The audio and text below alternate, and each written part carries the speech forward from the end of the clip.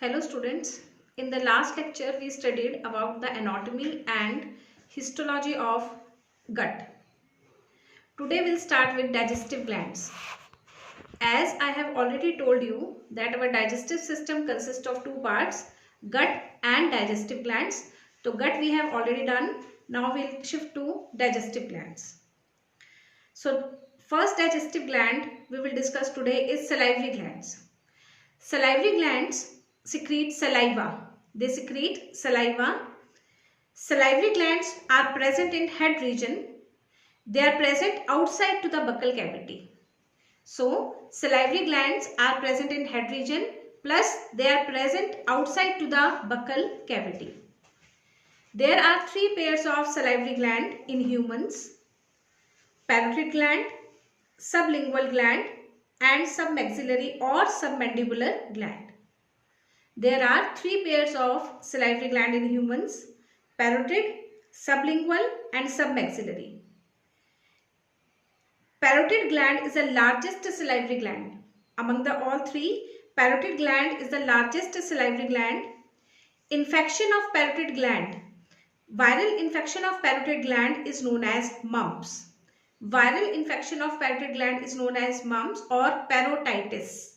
It is also known as parotitis. It is a viral infection. MMR vaccine. MMR vaccine, as you have already studied, it is given to prevent mumps. MMR means mumps, measles and rubella. So parotid glands are the largest among the three pairs of salivary glands. It opens in the buccal cavity through Stenson's duct. See, there are two types of gland, exocrine gland and endocrine glands. Exocrine glands have ducts. They carry the secretion to the target organ through the duct. Endocrine glands are ductless glands. They pour their secretion into the blood. So these salivary glands are exocrine glands. They have duct. Parotid gland open in the buccal cavity through Stenson's duct. It opens in the upper jaw near the molar. It opens in the upper jaw near the molar. Viral infection of parotid gland is known as mumps or parotitis. Second, sublingual gland. Sublingual. Lingual means tongue. So it is present beneath the tongue. It opens through duct of Rivinus. It opens through duct of Rivinus. Last salivary gland is submaxillary or submandibular gland. It is located on the sides of the lower jaw. It opens through the Wharton's duct. It opens through the Wharton's duct. So parotid has Stenson duct, sublingual duct of Rivinus and submaxillary Wharton's duct. Now, what is saliva? The secretion secreted by the salivary gland is known as saliva. pH of saliva is slightly acidic. It is nearly 6.8. It is nearly 6.8. Composition of saliva. It contains water. It contains water, mucin. Mucin is a glycoprotein. It contains an enzyme, salivary amylase or ptyalin. Salivary amylase acts on starch. It acts on starch. It is a carbohydrate enzyme. It breaks carbohydrates and that is starch. Next enzyme present is lysozyme. It is a bactericidal enzyme. We will study two terms in biology, bactericidal and bacteriostatic. Bactericidal means which kills bacteria and bacteriostatic means which restricts the growth of the bacteria. Which restricts the growth of the bacteria are bacteriostatic. Bactericidal means which kills the bacteria. So lysozyme acts on the bacterial cell wall and it kills the bacteria. It is also present in tears. Ions. Ions present in the saliva are sodium, chloride, bicarbonate, thiocyanate. So ions present in saliva are sodium, chloride, bicarbonate, thiocyanate. Thiocyanate is also bactericidal. It is also bactericidal. So composition of saliva is water, mucin, salivary amylase, lysozyme and ions. Important point to be noted here is that salivary secretion is stimulated by parasympathetic nervous system and it is inhibited by sympathetic nervous system. Salivary secretion is stimulated by parasympathetic nervous system and it is inhibited by sympathetic nervous system. Now disorder related to salivary glands. Number 1, Aptylism. Aptylism. What is aptylism? Failure of the secretion of saliva. Failure of the secretion of saliva is known as aptylism. See, saliva has lysozyme and thiocyanate ion, which are bactericidal. So, if saliva is not secreted, bacteria will not be killed in the buccal cavity, and these type of patients suffer more from dental caries.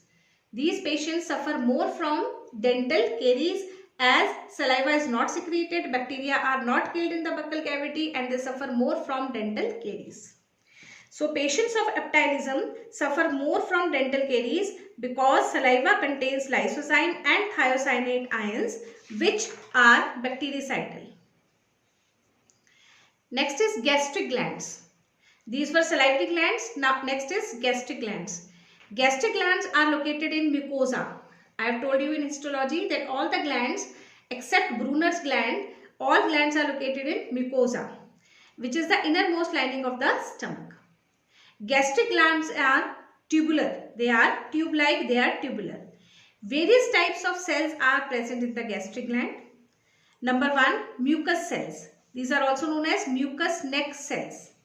These mucus neck cells secrete mucus. So, gastric glands are tubular in nature. These tubular nature of these tubes or these tubular glands have many type of cells. Number 1, mucus neck cells which secrete mucus. Second is oxantic cell or parietal cell which secrete HCl, and Cassell's intrinsic factor. Oxantic or parietal cell secrete HCl and Cassell's intrinsic factor. What is Cassell's intrinsic factor? This factor helps in the absorption of vitamin B12, which is also known as cyanocobalamin in ileum, in large intestine. Next is peptic cells or chief cells. These peptic cells or chief cells secrete pepsinogen and prorenin. Peptic cells secrete pepsinogen and prorenin. These two enzymes are secreted in inactive form. जिस भी enzyme के नाम के बाद जन लगा हो या पहले प्रो लगा हो, वो एंजाइम्स क्या होती हैं? Inactive. Those enzymes are known as proenzymes or zymogens. They are the inactive form of the enzyme. Later on, they will be converted into active form by HCl. So, 3 types of gastric cells are present. Gastric glands have 3 types of cell: mucus neck cells, oxantic cell, and peptic cells.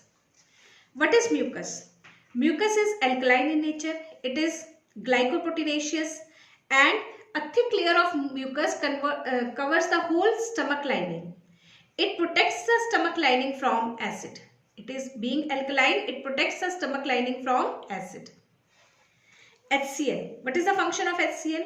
It makes the medium acidic so that these enzymes pepsinogen and prorenin can be converted into active form and they can work in acidic medium. They activate the proenzyme. HCl kills the germs. Students, in plant food like spinach or green leafy vegetables, iron is present. Iron is present in the form of Fe3+, ferric form, which cannot be absorbed by the small intestine. Therefore, this ferric is converted into ferrous by HCl. So, another function of HCl is to convert ferric ions into ferrous ions. Ferric ions cannot be absorbed by human intestine, but Fe2+ can be absorbed by the humans. So, function of HCl are: it makes the medium acidic, it helps in the activation of proenzyme, it kills the germs present in the food, and it changes Fe3+ into Fe2+. Next is Cassell intrinsic factor. What is Cassell intrinsic factor? It was secreted by, as I have told you, it was secreted by oxantic or parietal cells. This Cassell intrinsic factor, it is a glycoprotein and it binds with vitamin B12. It binds with vitamin B12. Vitamin B12 is also known as cyanocobalamin and helps in its absorption in ileum. Deficiency of vitamin B12 leads to pernicious anemia. Students, note it down.